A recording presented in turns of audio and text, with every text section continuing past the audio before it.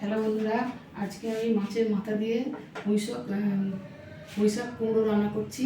তো আমি এখানে কড়াই তেল দিয়ে আলু আর কুমড়োটা নুন হলুদ দিয়ে ভেজে নিলাম। ভেজে নেওয়ার পর শাকগুলো দিলাম। শাকটা ভালো করে নাড়াচাড়া করে নিয়ে বেশ জল বেরিয়ে গেল। তারপর ওটা হলুদ আর জিরে গুঁড়ো, ওই হলুদ গুঁড়ো আর সামান্য জিরে গুঁড়ো আর 1 চামচ রাঁধুনি বাটা দিয়ে ভালো করে কষে নিয়ে ওটা ঢাকা দিয়ে দিলাম। সামান্য 1 কাপের মতো জল দিয়ে ঢাকা দিলাম। ঢাকা দিতে আর সেদ্ধ হয়ে যেতে ওটাকে ঢেলে রাখলাম। ঢেলে রেখে 2 টেবিল চামচ তেল দিয়ে মাছের মাথাগুলো, দুটো মাছের মাথা ভালো করে ভেজে তুলে রেখে তাতে আরও 1 পালা তেল দিয়ে শুকনো লঙ্কা, তেজপাতা, 5 ফোড়ন দিয়ে আমার মাছগুলো দিয়ে দিলাম। মাছের উপরে তরকারিটা দিয়ে নেড়ে চেড়ে নিয়ে ঢাকা দিয়ে 2 মিনিট সেদ্ধ করে নিলাম।